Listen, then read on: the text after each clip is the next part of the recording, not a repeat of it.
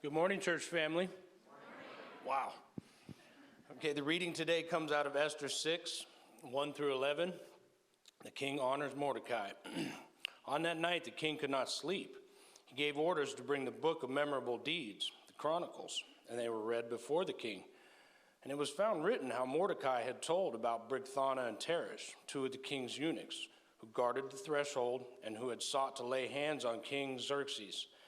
And the king said, "What honor or distinction has been bestowed on Mordecai for this?" The king's young men who attended him said, "Nothing has been done for him." And the king said, "Who is in the court?" Now Haman had just entered the outer court of the king's palace to speak to the king about having Mordecai hanged on the gallows that he had prepared for him. And the king's young men told him, "Haman is there, standing in the court." And the king said, "Let him come in."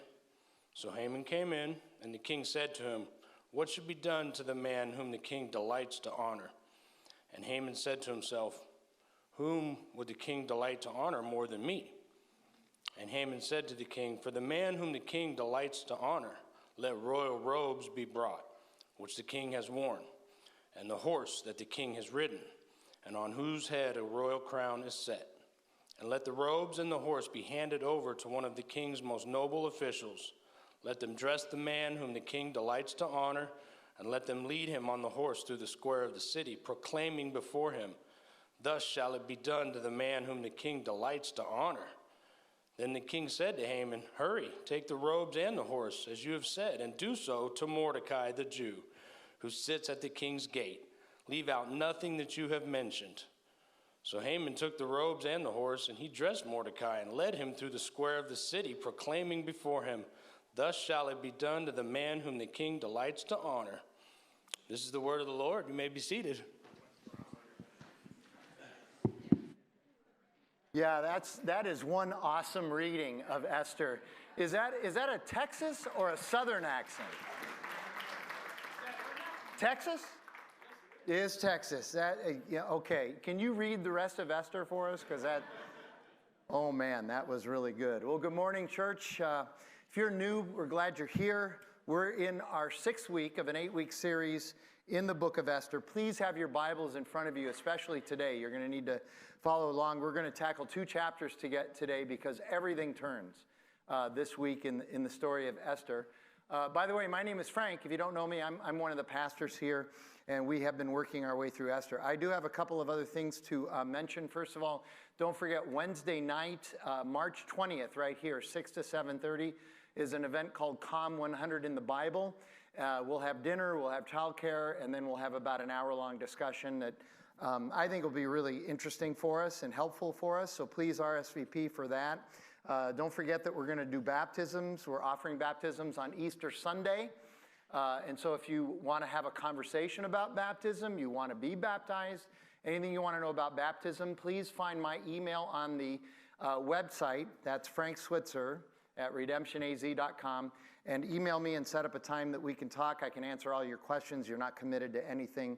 I know some people just want to know and have questions about it before they commit to that. But we can talk about that as well. And then the last thing is, hopefully when you walked in, you got one of these cards, which is reminding you of what's going on Resurrection Weekend, Easter weekend, which is coming up. Easter is the 31st of March, and then we'll have Good Friday services at 6 and 7:30 Friday night as well. But also on Easter, we are officially changing our 3 service times on Sunday morning, and I want to tell you a little bit about that, what's going on with all that behind the scenes. Humans are creatures of routine. And so we understand how a seemingly minor change in how we structure our service times on Sunday could be disruptive at first. I mean, we all have patterns and we all kind of, everybody's used to certain things. And so that's why the pastors, the elders, and the entire staff took our time discussing these service changes. We sought outside counsel. We prayed about it before we decided on the new service times. And the reason we're doing it is we've had a challenge in this church practically since the time we moved in here 7.5 years ago. Our 9 o'clock service is often so full that it literally drives people away. People will walk in, see how full it is, and they'll leave and they'll just go somewhere else. And there's a ton of research in church world on this. Maybe some of you have heard of this. It's called the 80% rule, once a sanctuary, once a room where worship is filled to somewhere around 80%, people will feel like it's too full to go in, and so they'll just go somewhere else.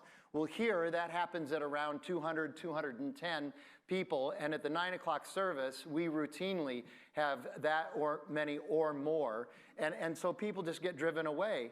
And so it became a challenge, and so we decided a year and a half ago, we ought to build a new sanctuary that's bigger, and so we started the Sacred Space Initiative, and then in January of 2023, 14 months ago, we thought, well, in order to bridge the gap to the time that we open our new larger sanctuary, we should just add a service on Sunday morning, never thinking it was going to be a long-term solution, but we added a 7:30 in the morning service, and that has been very helpful to us.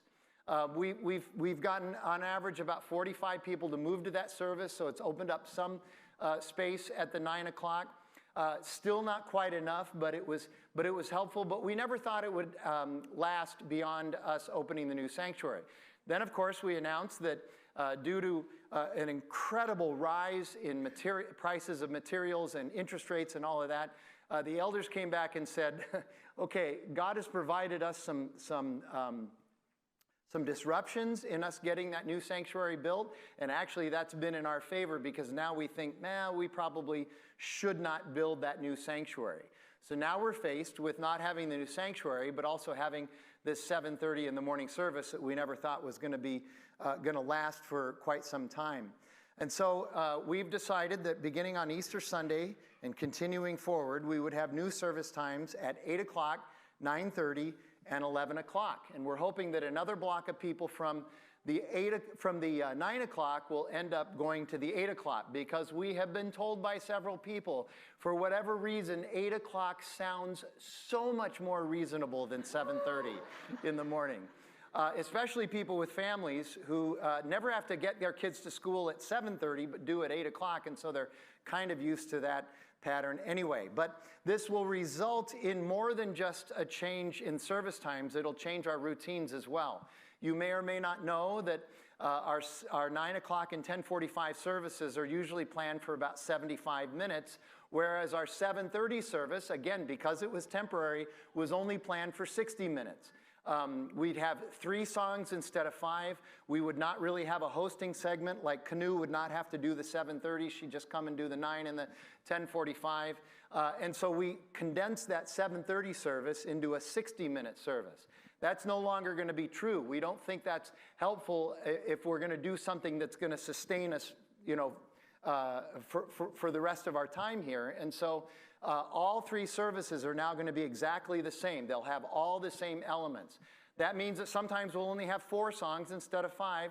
That means that we're going to tighten some things up, but we're looking to have each of those services be 70 minutes long. And so we, as a staff, have to work on that, making sure that that's really tight. So bear with us as we try to figure all that out. Then the second thing, and this is even bigger, and so be praying for and think about helping our children's director, Ben Bear, in the midst of this. The other thing about the 7:30 service is we never had full-on children's ministry during 7:30. We just had childcare. But no longer is that going to be true. We're going to have full-on children's ministry at 8, 9:30, and 11 o'clock. And so Ben is looking for a few more volunteers to be able to help staff that. By the way, Ben and Alyssa just had their first baby. Y'all know that, right? Yeah. I hope, Ben, you're watching. Hi. Baby Bella Bear. I love it. It's so much alliteration that's so easy, Anyway, so we're looking for some people to help with children's ministry. And it's wonderful because now there's not just 2 options to serve in children, but 3. You can arrange your schedule any way you want on Sunday morning to be able to help our children's ministry out. So we're going to be doing that as well. So starting Easter Sunday, the end of this month, 8, 9:30, and 11 o'clock. And I want you to think about it this way. For everybody who attends Redemption Arcadia, for people who have been going to the 7:30 and the 9 o'clock service, our gift to you is an extra 30 minutes of sleep every Sunday morning. And for those at the 10:45, we're just giving them 15 minutes because it's already 10:45, for crying out loud. What are you doing? You should be getting up already. All right, so that's that. So let's dive into Esther. So as you know, we are reviewing every week where we stand on the story of Esther before we dive into the text for the day. And so imagine you're watching a Netflix series and you're about to watch the next episode, but what happens first? Last time on Esther. So that's what I'm going to do right now. The setting is 5th century BC Persia. Mordecai and Esther are cousins, and they were among the Jews who are now living in Susa, Persia, rather than Babylon, because they did not go back with the multitude of Jews who went back to Jerusalem to rebuild the city. Some of them stayed in Babylon, and some moved to Susa, and they're part of the group that moved to Susa, their families anyway. The story begins in 483 BC in chapter 1. King Xerxes, also known as Ahasuerus, King Xerxes has a party that lasts 187 days, and the king gets very wasted at this party, and at the end of the 187 days, he sends for his wife, the Queen Vashti. He wants her to come and parade herself, her and her beauty, around in front of all of his drunken friends. She gets the message, and she says, not interested, not going to do it, so she refuses. And the king does not care much for this refusal. So under the counsel of his cabinet, his guys who are trying to take advantage of this crisis to feather their own nest, they say, listen, you got to send away Vashti for permanently. At least she didn't get executed. That's the good news. But she's sent away for the rest of their lives. They will never see each other again. And by the way, let's write an edict that says that no wife in the empire can refuse a command of their husband. And so Xerxes says, cool, does all of that. And then he goes off to war for 4 years against the Greeks. And he loses that war. And so he comes back to the capital, Susa, in a defeated state. He's kind of humiliated. And he discovers in his sorry state that he misses his wife, Vashti. He's looking for a little consolation, but he can't do anything about it because of that goofy but God-ordained edict that he signed 4 years earlier. So he gathers his council again and says, so now what do I do? And under yet another goofy and yet God-directed edict, they say, why don't you have a contest with a bunch of women and see who's going to be queen and replace Vashti? And so Esther, this Jewish woman who does not disclose her identity, that she is Jewish, she ends up getting into this contest, and she wins the contest, and she becomes the queen.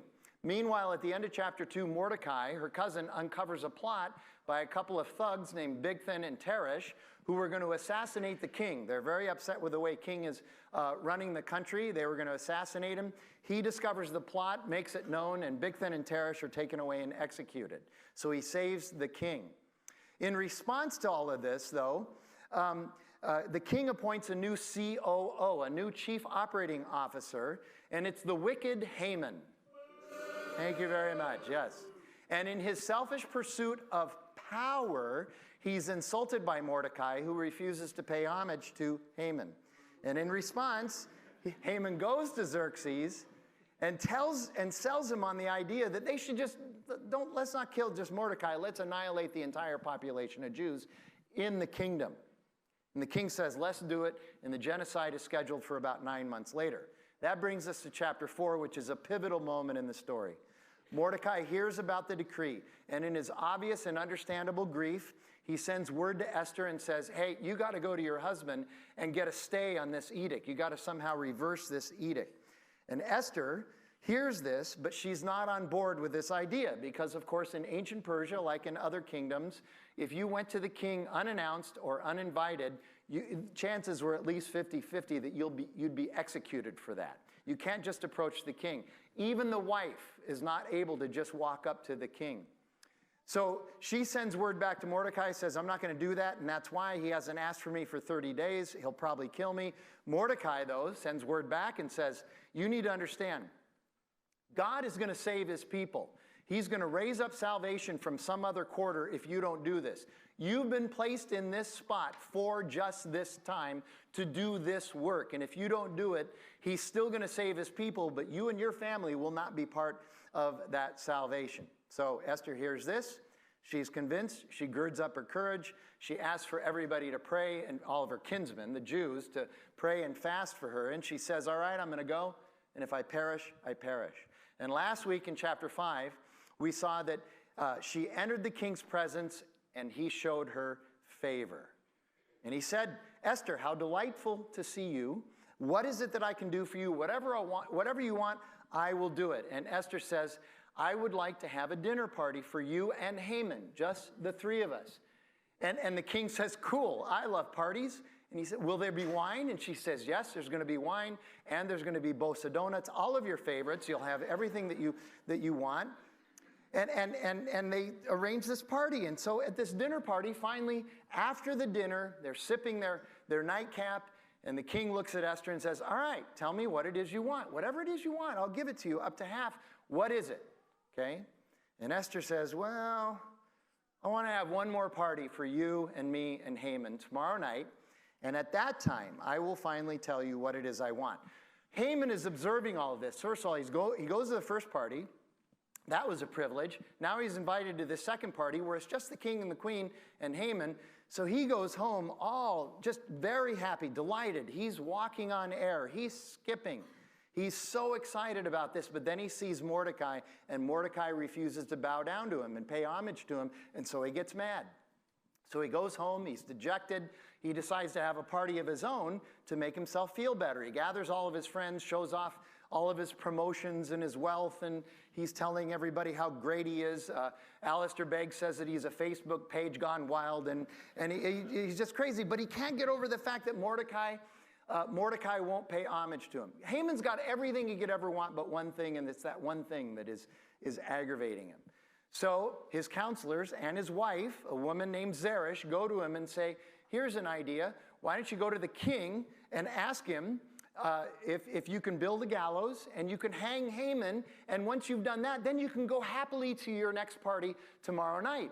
And Haman says, that's a grand idea. I'm going to go to the king right now and get permission to hang Haman before we do the genocide several months later. And that's where we pick up the story. I'm going to reread what was read to you.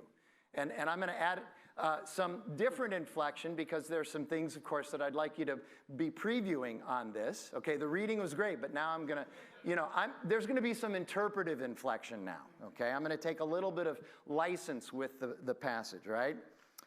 On that night, the king could not sleep, and he gave orders to bring the book of memorable deeds, the Chronicles. Here you go. Think government documents. Bring the government documents and have those read to me. And it was found written, serendipitously, how Mordecai had told about Bigthana and Teresh, two of the king's eunuchs, who guarded the threshold and who had sought to lay hands on King Xerxes. And the king said, what honor or distinction has been bestowed on Mordecai for this? Have we done anything for him? The king's young men who attended him said, nothing's been done for him. And the king said, well, who's out in the court? Now Haman had just entered the outer court of the king's palace to speak to the king about having Mordecai hanged on the gallows that he had prepared for him. The king's young men told him, Haman is there, standing in the court. And the king said, well, let him come in. So Haman came in, and the king said to him, what should be done to the man? What should be done to the man whom the king delights to honor? And Haman said to himself, well, whom would the king delight to honor more than me? So Haman said to the king, for the man whom the king delights to honor, let royal robes be brought, which the king has worn. Now that's just a little weird, and I'm not going to go there, but I want to acknowledge that that's just a little bit weird, okay? You couldn't have them dry clean first, for crying out loud? Okay, so let the royal robes that the king has worn be brought, and the horse that the king has ridden on, and whose head a royal crown is set, and let the robes and the horse be handed over to one of the king's most noble officials. Let them dress the man whom the king delights to honor, and let them lead him on the horse through the square of the city, proclaiming before him, thus shall it be done for the man whom the king delights to honor. Then the king said to Haman, hurry, take the robes and the horse, as you have said, and do so for Mordecai the Jew, who sits at the king's gate. Leave out nothing that you have mentioned. So Haman took the robes and the horse, and he dressed Mordecai and led him through the square of the city, proclaiming before him, thus shall it be done to the man whom the king delights to honor. I just imagine that he's not that enthusiastic about it. Okay? So look at verse 1. This is interesting. At the same time that Haman is planning the execution of Mordecai, King Xerxes can't sleep. And so what does he do? He go. Any of you have insomnia? This is a guaranteed way to fix your insomnia. Have somebody read government documents to you. It'll put you right to sleep. okay? Get the records of the Phoenix City Council in here. I need some sleep, okay? In verse 2, the chronicles are randomly turned to the pages where it records Mordecai ratting out this assassination attempt. You know, C.S. Lewis once wrote, "Coincidence is God's way of remaining anonymous, even as he is fully present." Verse 3, the king says, "I don't think we've ever rewarded this guy, this Mordecai guy, for saving my life. What's been done for him? It would be embarrassing if this administration did not properly compensate Mordecai for what he's done." Now think about this, okay? I love this. Okay, Haman and the king, both of them are obsessing about Mordecai. They have Mordecai on their minds, but for completely different reasons. One wants to honor him, one wants to have him killed, okay? In verses 4 and 5, the king says, "I've got to do something about this oversight. Who's in the lobby that I can mobilize to be able to take care of Mordecai?" And they say, it's Haman. Did I mention that C.S. Lewis once wrote that coincidence is God's way of remaining anonymous even as he is fully present? So verse 6, I will tell you, and I emphasize this, I'm really kind of glad that the king said what should be done for the man the king delights to honor. What would have happened if he had said, what should be done for Mordecai because I delight to honor him? What would have Haman done at that point? That would have been interesting. Have you ever watched one of those movies where you have alternative endings to the movie? There's a potential alternative ending for you. And then verses 7 through 9, Haman hears what should be done for the man, and he says, who could it possibly, there's 12 million men in the kingdom, it's got to be me, okay? Think about these two verses from the New Testament as you think about Haman's response. Paul writes in Romans 12, "For by the grace given to me, I say to everyone among you, not to think of himself more highly than he ought to think, but to think with sober judgment." And in Galatians 6, he says something similar. "For if anyone thinks he is something when he is nothing, he deceives himself." Haman was self-deceived. Verses 10 and 11, Haman was instructed to give Mordecai what he thought he himself would receive. That must have been a bitter pill, to say the least. And like I said, I imagine, this is just me imagining, you know, Mordecai's up on the horse, Haman's leading him around, and he's supposed to be proclaiming this, and he's probably not doing it with much enthusiasm. Now, at this point, I would say Mordecai's character is all shored up, and he probably wouldn't have done this. However, I'm not Mordecai. If I were Mordecai in that situation, I'd be up there going, "Hey, speak up, Haman. A little louder, with a little more enthusiasm, please, okay? Wave your arms around, too, okay?" So verses 12 and 13 in chapter 6.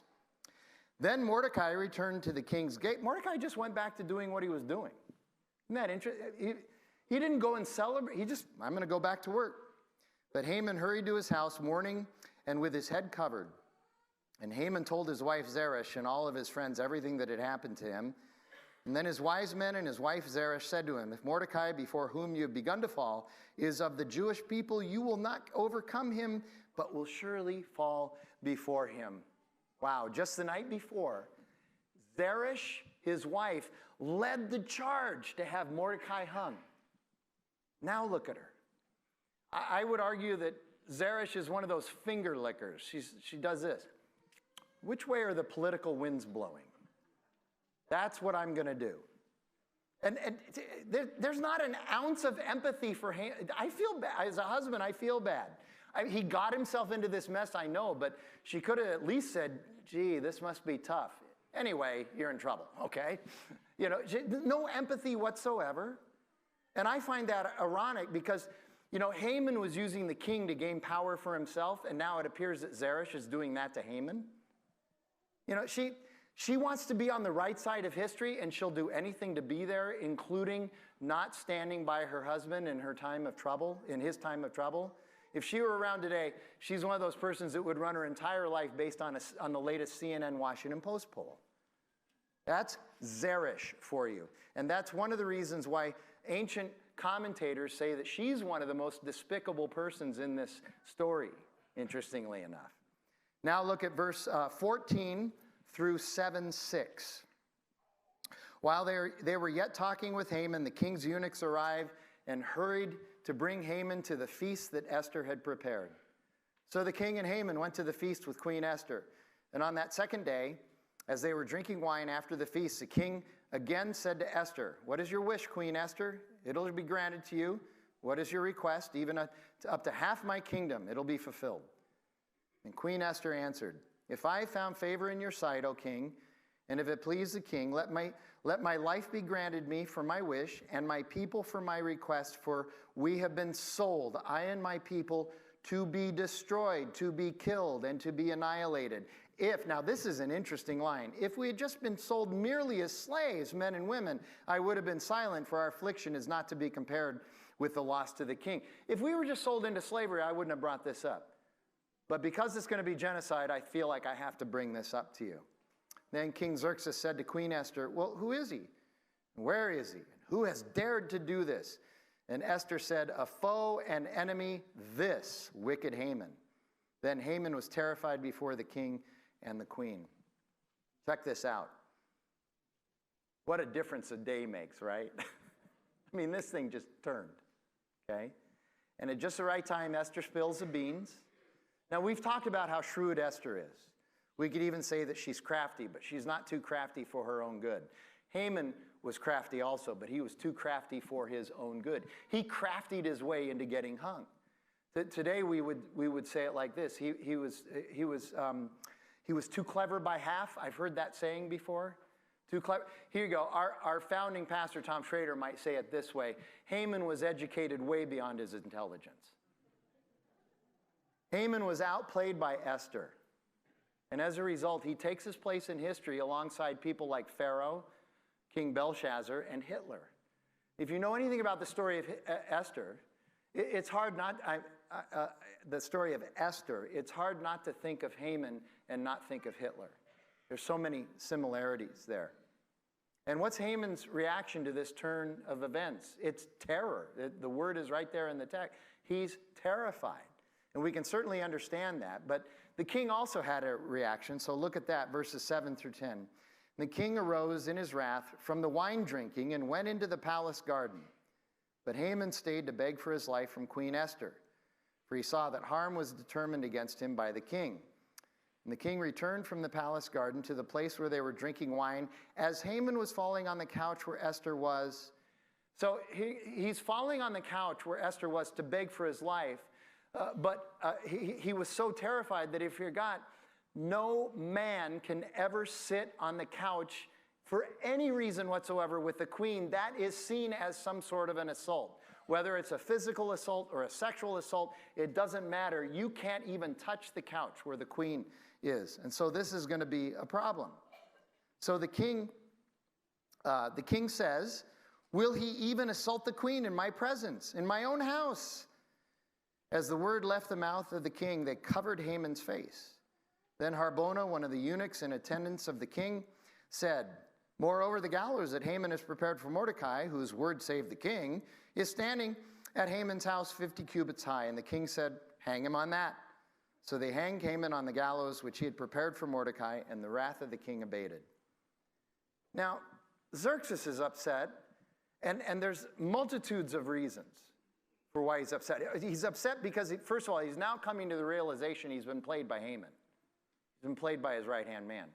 He may also be contemplating now the fact that he's just now discovering he's actually married to a Jewish woman, not a Persian woman.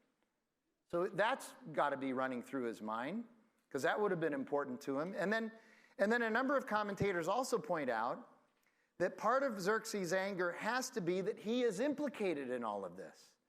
He's responsible for this bad edict because he gladly and uncritically took the advice of Haman in the first place. So now he has a couple of dilemmas, tough dilemmas. One, how does he reverse an irreversible edict? This edict was made under the laws of the Medes and Persians, which cannot be revoked. In the last 2 weeks of this series, next Sunday and the following Sunday, we're going to find out how that works out. And it does work out, spoiler alert. They end up fine. But it's interesting how that happens, and it's not pretty. And then second of all, how does he save face? Because he's going to have to walk this back somehow. So politically, that makes him weaker. Let's acknowledge some things here. First of all, if you're a person who is in a position of power, or that other people perceive you have power, there is always going to be literally a stunning number of people who want access to what they think, what power they think you have. They want access. They want proximity to that power. And they'll do just about anything to get it. And often they are transparently embarrassing about how they'll go about trying to get close to that power that they perceive you to have, or that you actually do have. This book is filled with people that it's kind of embarrassing how they were trying to use the king's power. But the king was oblivious to that. The king had no discernment. Either that or he was just lazy and didn't care. But he had no discernment to be able to figure that out. And these people, they all pretended to love the king and like the king and respect the king. You know, there's going to be people, if you have power in the marketplace, there are going to be people who act like they like you, love you, and respect you. But the minute you lose that power, watch out. They won't even give you a ride to the airport, I'm telling you. They won't do anything for you. The more power you have, the more discerning you need to be about other people's intentions. Wow, are people really that bad? Yeah. It's part of the manipulation of sin in our lives. And then what about this idea? It says Haman's face was immediately covered when they carried him out. His face was immediately covered. What is that going? Okay, covering the person's face was something that the ancient Persians, the ancient Greeks, and the ancient Romans all practiced on anybody who was condemned to execution. It's like the sentencing phase of a trial. You know how you convict a criminal, and then after the conviction, you have a sentencing phase of the trial. This is their version of the sentencing phase. They just put a cover over your face. That means you've been sentenced to die. And Job chapter 5 says something about this. Job chapter 5 says this: God frustrates the plotting of the wicked and crafty. They meet with darkness during the day. That's a reference to this idea of your face being covered. And then think about this. We often don't consider things like this, and I might be the only one who will do it because of some of the stuff I read, but I'm assuming Haman had parents. And I'm guessing that Haman's not that old of a guy right now. He's maybe in his 30s. Maybe his parents are still alive. And you think about it, he has parents, if they're still alive, they had such high hopes for Haman. When he was born, little Haman, he's going to do this, he's going to do that, he's going to get an MBA from Duke and all this stuff, you know. Okay, he's going to be awesome, maybe a law degree from Harvard, whatever. Oh my goodness, look at him. He's the number 2 guy in the whole nation. He's even got the king's signet ring. I mean, wow, look at our son. They've got pictures of him everywhere. And now what? What about the parents? I read a lot of true crime. And one of the most difficult things I have to countenance when I read that is when they bring in the parents, and the parents are suddenly confronted with what their son or daughter has done. Somebody like Jeffrey Dahmer and what the parents actually have to go through for something like that. So maybe his parents are sitting there, what's going on? But you know, you get to just before this point in the story, it seemed like Haman had everything going his way, right? Everything was going his way. But his lust for power is ironically what brought him down. False gods will do that. Our founding pastor, Tom Schrader, used to say all the time that false gods never fail to fail. The pastor and author John Piper says something quite similar. The problem with false gods is that they always seem to work at first. As we wrap up, I want to just remind us that one of the themes in this series is that Haman's problems all stemmed from his lust for power and status. Every problem that he had and his eventual demise stemmed from his lust for power and status. Power is one of the oldest and most coveted idols in the world. An idol is a false god. People covet power. It's no different today. But here's the problem with power, as many have observed. Grasping for power, like grasping for any false god, ultimately leads to a person's self-destruction. You have to keep it in context. That thing we grasp for that promises to be the answer to all of our questions and problems, power in this case, but that thing, whatever it is, that we fervently believe holds the keys to our happiness and fulfillment, that's the very thing that will eat us alive. So why do we so fervently pursue power and other false gods? Why do we do it? The reason is because when we were created by God, we were created to worship. We were created to serve. We were created to do the very things that we do every single day. We're going to worship something. We're going to serve something. We were created that way. The problem is that sin has skewed our worship and our service radar. So we end up worshiping and serving the wrong things. David Foster Wallace said it this way in a commencement speech that he once gave. In the day-to-day trenches of adult life, there is actually no such thing as atheism. There's no such thing as not worshiping. Everyone worships. The only choice is, what will we worship? We worship money, status, power, sex, or anything else.